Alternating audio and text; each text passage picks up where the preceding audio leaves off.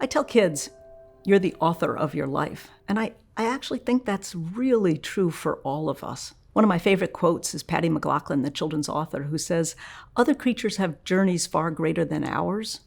The Arctic tern circles the globe many times, but we are the creature that lives to tell the tale." Recently social media has spun a story about who I am. And I'm making these videos in part because I decided that I need to tell my own story. So how shall I start?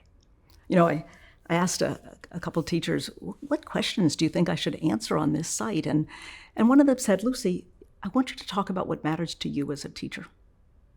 And when she said that, I remembered a time about 5 years ago when Heinemann said they wanted to conduct a legacy interview of me. I mean, that title, legacy interview, sort of freaked me out, like they think I'm ready to die or something. But I said fine. And they asked, did I want to see the questions ahead of time? And I said, no, actually, it's better for me to just have you, ask them spontaneously. So I got to the office that day and was expecting a guy to be there with a cell phone. And I walk in and there's signs everywhere saying legacy interview underway, silence. And I go into our library and there were all these cameras and microphones and it was a little bit intimidating. And I sit down and Brett asked a question. He said, "What in your life brought you to this work that you do?" It's really actually a kind of hard question. What in your life brought you to this work that you're doing? And I thought for a moment, and the story that came to my mind was this. I said, Brett, when I was about 10, my mother was a doctor at a psychiatric hospital, and she brought me on rounds with her. And most of the patients were really old and senile, and we visited them. And then we visited this one patient who's about 20, 21, 22, and she seemed to me to be almost like in a coma. And my mother said to this patient, "Chloe, do you want some orange pop? Orange pop or root beer? Which?" And Chloe just sort of stared at her. And my mother said, "Orange pop?" And Chloe just stared at her. And my mother gave me $1 and said, "Lucy, will you go to the soda machine and get her some orange pop?" So fast forward about 45 minutes later, we're driving home. We're almost back at our house.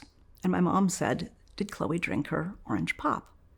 And I said, oh, Mom, sorry. And I pulled the dollar bill out of my pocket and gave it to my mom. And she said, "What's that for?" And I said, the machine was broken. Sorry, I forgot to give you the $1 back." And she's like, "You mean she's still waiting for her orange pop?" And I'm like, "Mom, she's in a coma."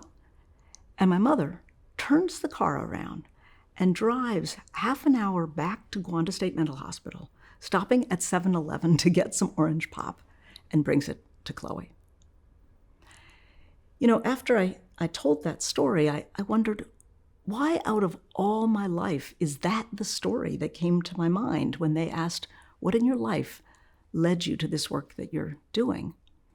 And I realized that for me, one of the highest priorities of all is to not leave a single child still waiting. And I think teaching is all about going many, many extra miles to not let a child down. That's why I'm grateful to the researchers from the Science of Reading Camp, to all the reading researchers out there, because each one in different ways has provided us with the orange pop that some kids have been waiting for. And that matters. It matters a lot.